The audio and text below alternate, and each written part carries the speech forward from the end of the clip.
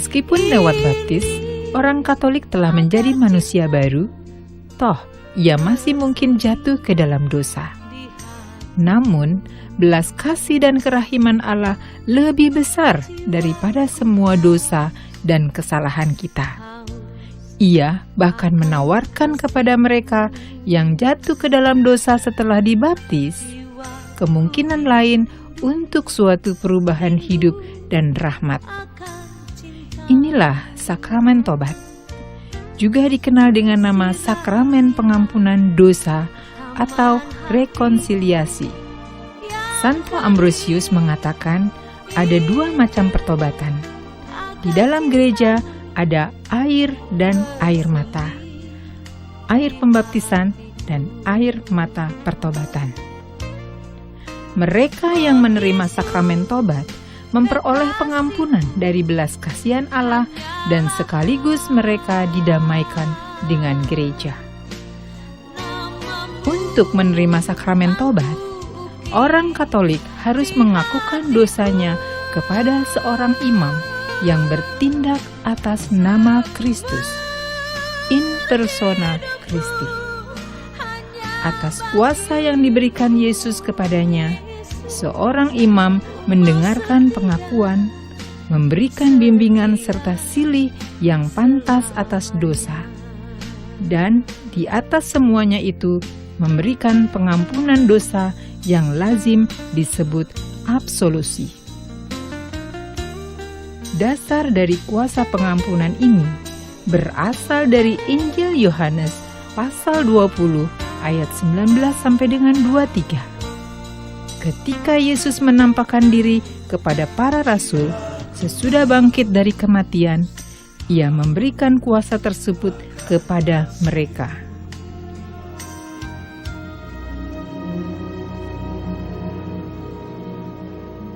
Then he breathed on them.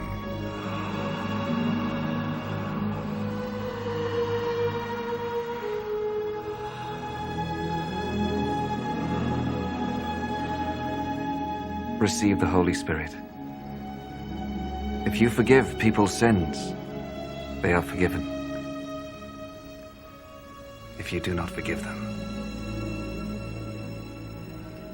they are not forgiven.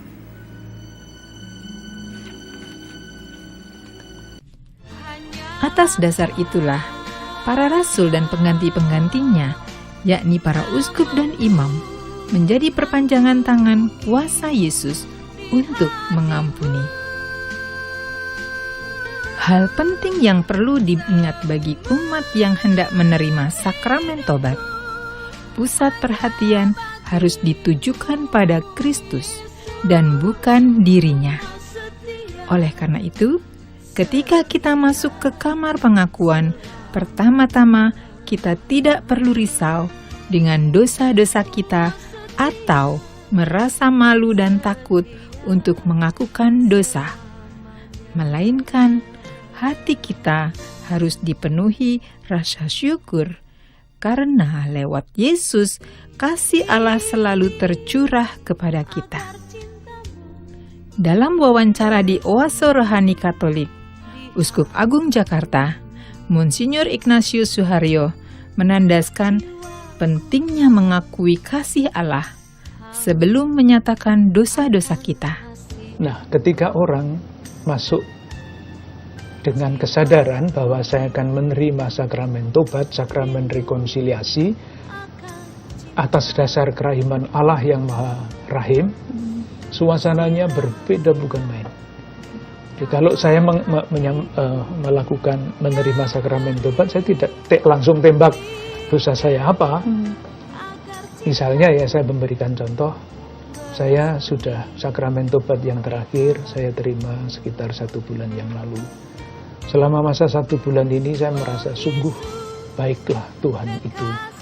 Saya mengalami persahabatan yang sangat baik dengan teman-teman, umat yang saya layani begitu baik. Jadi mulai dengan syukur, tidak tiba-tiba dengan dosa. Itu satu. Jadi di dalam istilah teologi itu yang disebut confessio laudis.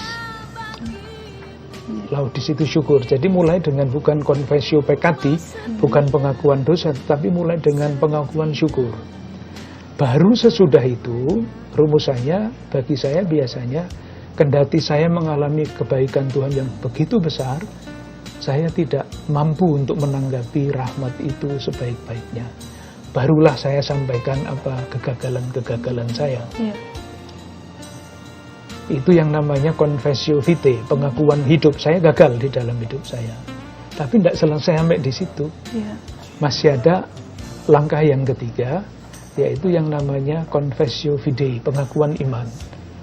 Tidak mendoakan syahadat, enggak. Tetapi kendati dosa saya banyak, saya percaya, ini imannya ini. Saya percaya bahwa sebesar apapun dosa saya, kerahiman Tuhan tanpa batas. Saya kembali dengan hati yang tenang, tidak dihantui lagi oleh dosa-dosa saya. Ya. Dengan cara itu, kita selalu menempatkan diri kita di bawah Allah, yang dengan kasih dan kerahimannya selalu menyambut pertobatan kita. Dalam Injil Lukas bab 15 ditunjukkan betapa besar sukacita di surga atas satu orang yang bertobat. Disinilah letak pentingnya sakramen tobat. Dengan mengakui dan menyadari kasih dan kerahiman Allah, kita tidak lagi dibayangi ketakutan akan hukuman atau siksa, tetapi merasakan persahabatan dengan Allah sendiri. Sakramen tobat adalah sakramen pemulihan jiwa untuk menjadi suci kembali. Maka seharusnya tidak disia-siakan oleh orang kafir.